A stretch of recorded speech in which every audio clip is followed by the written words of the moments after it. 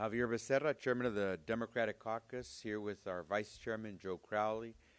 We just had a meeting where the principal subject of discussion was the inability of this Republican Congress to give us a transportation bill that will let all those projects back home for retrofitting bridges, for building that highway, for repairing the roads and those bridges that are in such need of repair, for taking care of all those things that we pay for through our gas tax contribution. Every time we go to a gas station and pump gasoline into our vehicles, we're paying for the ability to restore, renew, and build those highways and bridges, that infrastructure that we all depend on.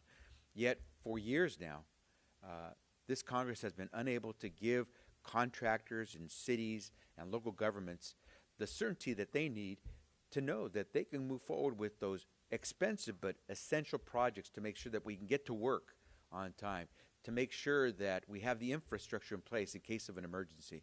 And it's unfortunate that while it looks like this week, once again, Republicans have failed to come up with a long-term solution to fund our infrastructure, roads and highways and bridges and so forth. What we're going to face is yet another short-term extension of the existing program. 2 months. 2 months is what this Congress is planning to fund all those projects that are scattered throughout the country, making it possible for us to get to work and know we can do so in safety. 2 months. I dare say there's not a contractor in America who could plan to help build that next subway or refurbish that highway with 2 months of funding. But that's what we're dealing with. And unfortunately, that's the way this Congress has conducted itself for far too long, in fits and starts. Rather than giving people predictability in a budget, fits and starts.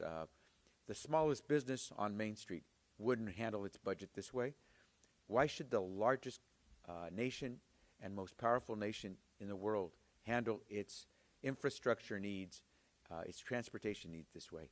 It just doesn't work, and we've got to stop doing this. We also discussed the need to make sure that we are all fiscally responsible.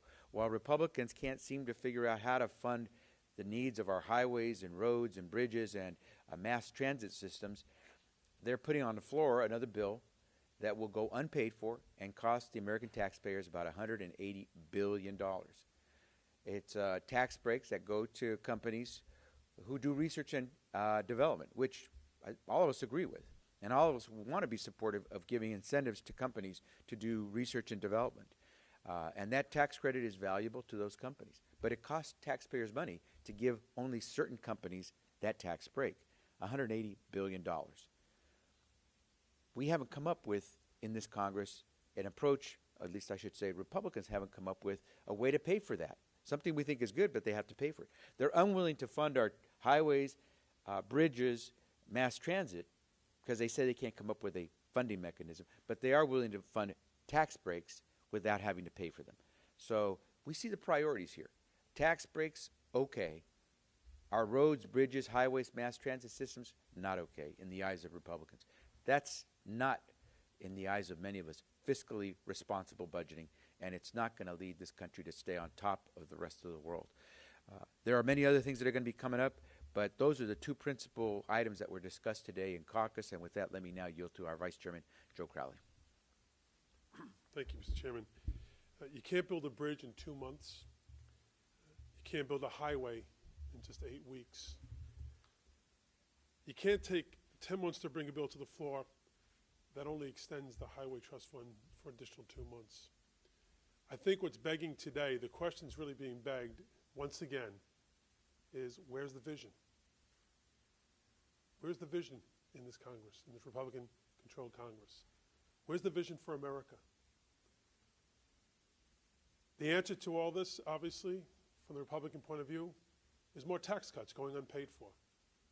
This time making the R&D tax cuts permanent, which many of us support, but we want it paid for. This will just add billions and billions of more dollars to the national debt. It's mind-boggling many times when I think most people from outside the Beltway, look at Washington and how it operates. But quite frankly, it's getting mind-boggling for those of us who work here and are here all the time doing this. And it's also a revisiting of another cliff, another man-made cliff. Just standing here and listening to the chairman, I was thinking of a Wile E. Coyote and the Roadrunner. When they'd have the Wile E. Coyotes running after the Roadrunner would go over a construction site, and he would follow. Except there's there's all these slow down, bridge out of order, and he goes off the edge of the bridge. And unfortunately, the way in which we're going, we're going to see more and more of that. I don't mean the people who go off them, but that you're going to see more and more bridges incomplete, more and more tunnels not being built, more and more ports and airports not being reinvested in. We need a highway trust fund. We need a jobs bill, an infrastructure bill to put Americans back to work, to get this country really moving again. And unfortunately, Republicans just continue to play the same old games. I also just want to point out today would have been the day that DAPA would have been the enrollment for a DAPA program would have gone in place. And we're still hopeful that the courts will decide that what the president did was constitutional. At the same time, we know that there are many families today who continue to suffer because of the inability to reunite and to stay together. And that's a sad day for America, and it's hopeful. I hope that the courts will move in a quicker way so that we can help these families move forward. And with that, I'll turn up to questions. Any questions? Chairman Becerra, the State Department filed a brief with the District Court in Washington to delay release of emails till sometime in January. The Select Committee on Benghazi is going to have to wait. How will this affect Secretary Clinton's candidacy? I believe Secretary Clinton has already indicated that she is prepared to testify before this committee again. My sense is that she has discussed everything she knows about the incident in Benghazi, and again, our thoughts and prayers continue to go out to the families of the 4 individuals who lost their lives in that incident in Benghazi. And my sense is that the Secretary is prepared to provide as much information as she possibly knows. How it affects the campaigns, well, it's become clear that this is nothing more than a political circus. We've already had some 6 to 7 hearings and investigations into this incident in Benghazi. We've had investigations by the Intelligence Committee in the House of Representatives.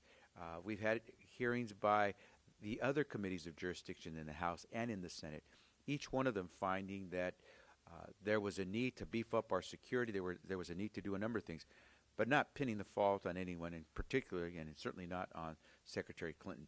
And so hopefully what we're going to find is that this political charade will stop, and we've already seen Republicans spend over $3 million taxpayer dollars on yet this 8th or 7th or 8th, whatever number of investigations and hearings this is. We're hoping that we can actually get to work and do some things. And I want to echo what the Vice Chairman just said. Rather than spend $3 million on what appears to be a wild goose chase, how about we try to use that money to help the private sector create more jobs and put Americans to work. We've already seen over 11 million Americans go back to work in the last 5 years. That's not bad, and we can continue that. Rather than spend money on these witch hunts, $3 million, rather than spend money on tax breaks that are unpaid for, how about we put people to work building those bridges, repairing those roads, getting us better mass transit, and that would really help the American people. I would just add, I agree wholeheartedly with what the chairman just said. Maybe at some point, though, we'll have an investigation of the investigation. You know, this is endless. It's endless. As the chairman said, the former Secretary of State, Hillary Clinton, has indicated, not more indicated, she said that she will and is willing to testify before the committee. She has no control over the time and the release of those emails. But I think the American people have to, again, once ask the question, maybe it's time that we have an investigation of the investigation itself. This is a waste of money and a waste of time. Any other questions? On trade,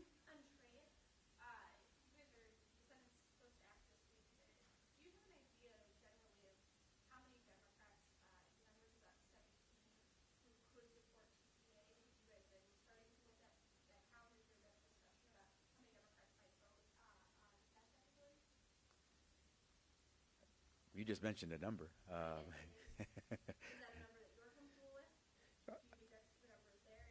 And how many members of Democratic leadership do you think would back the president on his request? Yeah, my sense is that Republicans in the House are having a tough time rounding up votes for their trade promotion authority bill within their own Republican conference. They have substantially more members in their conference than they need to pass a bill. 218 or 217 being the number needed to pass legislation. They have over 240 members in their conference, and so the difficulty that the trade bill is facing in the House comes from the fact that Republicans are opposed to their own Republican drafted trade bill. If I so to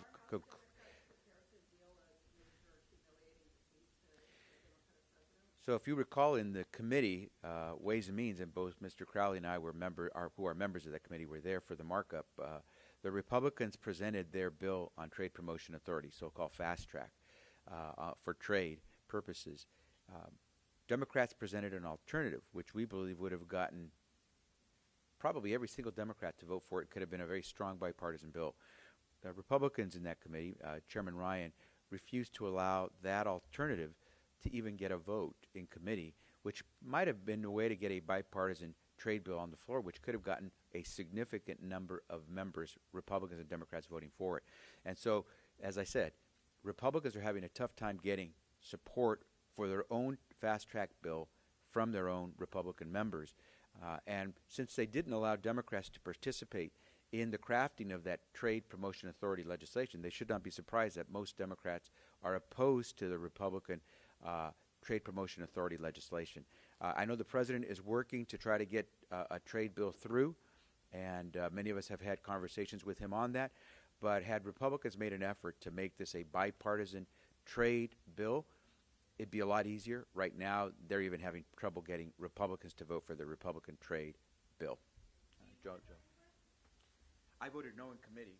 I voted no in committee for the Republican fast-track bill, and so they have done nothing to improve it. They're doing nothing to make sure that American workers can keep their jobs here and that American businesses won't see their jobs outsourced to other countries. And so I could not support a bill that makes it very difficult for American workers and American small businesses.